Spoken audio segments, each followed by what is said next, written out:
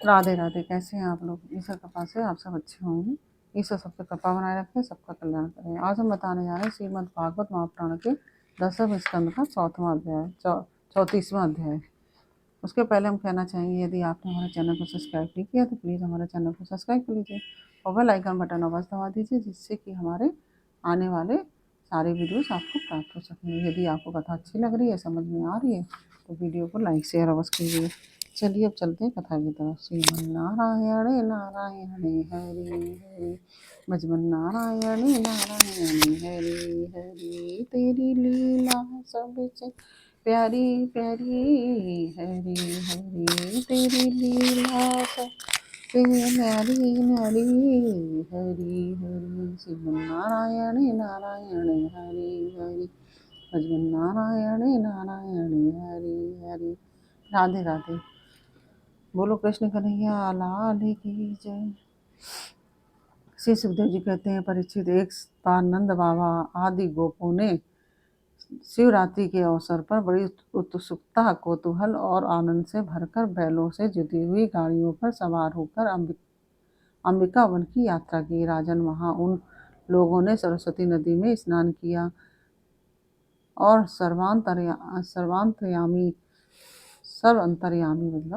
सर्व अंतर्यामी पशुपति भगवान श्री शंकर जी का तथा भगवती अंबिका जी का बड़ी भक्ति से अनेक प्रकार की सामग्रियों के द्वारा पूजन किया। वहां उन्होंने आदरपूर्वक गौएं, सोना, वस्त्र, वधु और मधुर अन्न ब्राह्मणों को दिए तथा उनको खिलाया पिलाया। वे केवल यही चाहते थे कि इनमें देवादिदेव भगवान शंकर हम पर प्रसन्न हो। उस दिन परम भागवान नंद सुनंद आदि गोपों ने उपवास कर रखा था, इसलिए वे लोग केवल जल पीकर रात के समय सरस्वती नदी के तट पर ही बेखटके सो गए। उस अंबिका वन में एक बड़ा भारी अजगर रहता था। उस दिन वह भूखा भी बहुत था। देववश वह उधर ही आ निकला और उसने सोए हुए नंद जी को पकड़ लिया। अजगर के पकड़ लेने पर नंद राय जी चिल्लाने लगे, बेटा कृष्ण कृष्ण, दौड़ो दौड़ो, देखो बेटा, यह अजगर मुझे निगल रहा है। मैं तुम्हारी शरण में हूँ, जल्दी मुझे इस संकट से बचाओ। नंद बाबा का चिल्लाना सुनकर सब के सब गोप एकाएक उठ खड़े हुए और उन्हें अजगर के मुंह में देखकर घबरा गए और वे लुकाठियों अधजली लकड़ियों को लुकाठियाँ बोलते हैं, लुकाठियों से उस अजगर को मारने लगे। किंतु लुकाठियों से मारे जाने और जलने पर भी अजगर ने नंद बाबा को नहीं छोड़ा।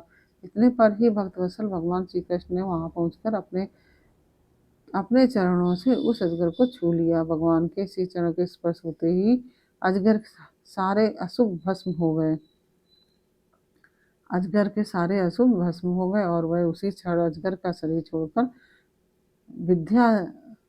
विद्याधरार्चित सर्वांग सुंदर रूपवान बन गया। उस पुरुष के शरीर से दिव्य ज्योति निकल रही थी। वह सोने के हार पहने हुए था। जब वह प्रणाम करने के लिए हाथ जोड़कर भगवान के सामने खड़ा हो गया, तब उन्होंने उससे पूछा, तुम कौन हो? तुम्हारे अंग की सुंदरता फूटी पड़ती है। तुम देखने में बड़े अद्भुत जान पड़ते हो। तुम्हें यह अत्यंत निंदनीय अजगर योनि क्यों प्राप्त हुई थी? अवश्य ही तुम्हें विवश होकर इसमें आना पड़ा होगा। अजगर के शरीर से निकला हुआ पुरुष बोला, भगवान, मैं पहले एक विद्याधर था। मेरा नाम था सुदर्शन। मेरे पास सौंदर्य तो था ही, लक्ष्मी भी बहुत थी। इससे मैं विमान पर चढ़कर यहाँ से वहाँ घूमता रहता था। एक दिन मैंने अंगिरा गोत्र के कुरूप ऋषियों को देखा। अपने सौंदर्य के घमंड से मैंने उनकी हंसी उड़ाई। मेरे इस अपराध से कुपित होकर उन लोगों ने मुझे अजगर योनि में जाने का श्राप दे दिया। यह मेरे पापों का ही फल था। उन कृपालु ऋषियों ने अनुग्रह के लिए ही मुझे श्राप दिया था, क्योंकि यह उसी का प्रभाव है कि आज चराचर के गुरु स्वयं आपने अपने चरण कमलों से मेरा स्पर्श किया है। इससे मेरे सारे अशुभ नष्ट हो गए हैं।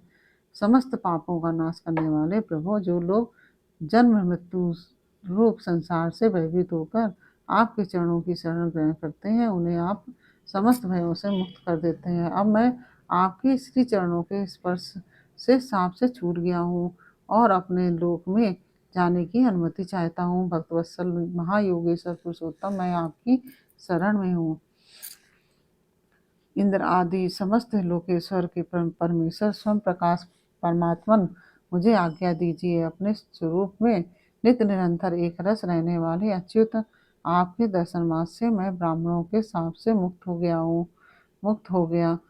यह कोई आश्चर्य की बात नहीं है, क्योंकि जो पुरुष आपके नामों का उच्चारण करता है वह अपने आप को और समस्त श्रोताओं को भी तुरंत पवित्र कर देता है।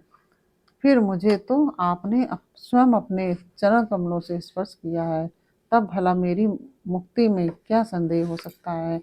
इस प्रकार सुदर्शन ने भगवान श्री कृष्ण से विनती की और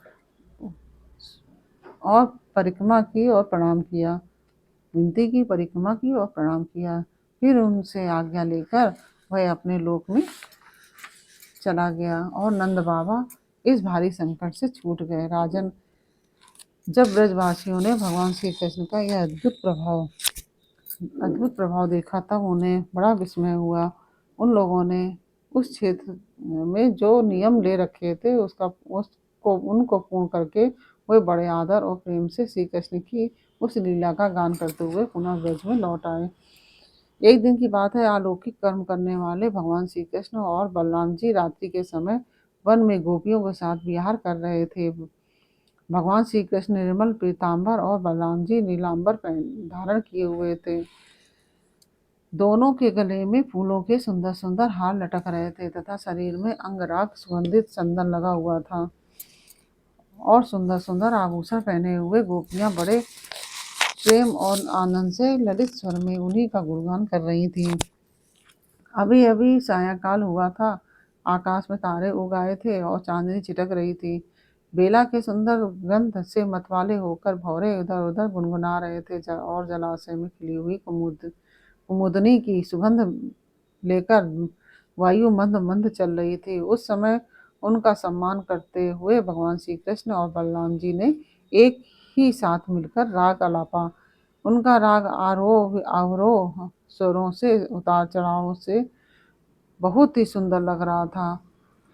वह जगत के समस्त प्राणियों के मन को और कानों को आनंद से भर देने वाला था। उनका वह गान सुनकर गोपियां मोहित हो गईं। परीक्षित, उन्हें अपने शरीर की भी सुधि नहीं रही कि वे उस पर से खिसकते हुए वस्त्रों और चोटियों से बिखरते हुए पुष्पों को संभाल सकें। जिस समय बलराम और श्याम दोनों भाई इस प्रकार स्वच्छंद विहार कर रहे थे और उन्मत्त की भांति गा रहे थे, उसी समय वहाँ चंद्रचूड़ नामक एक यक्ष आया। वह कुबेर का अनुचर था। परीक्षित, दोनों भाइयों ने देखते ही देखते उन गोपियों को लेकर बेखटके उत्तर की ओर भाग चला।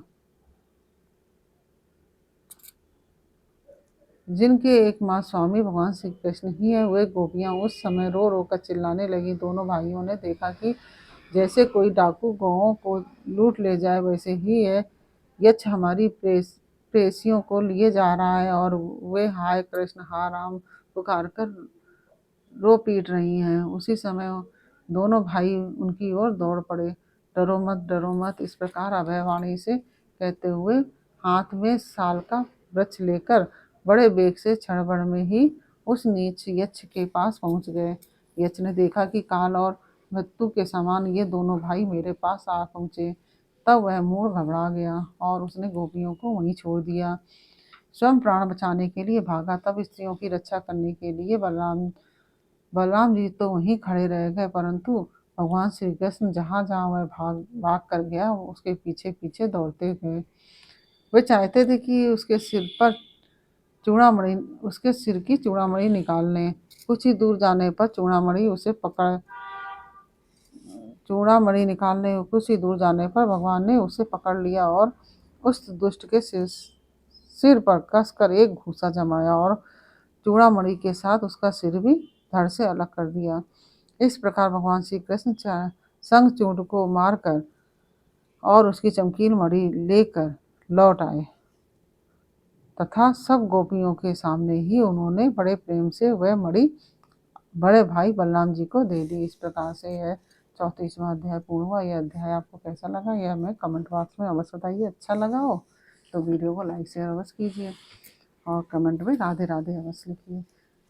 फिर मिलते हैं आपसे अगले अध्याय के साथ अगले वीडियो में। तब तक के लिए राधे राधे।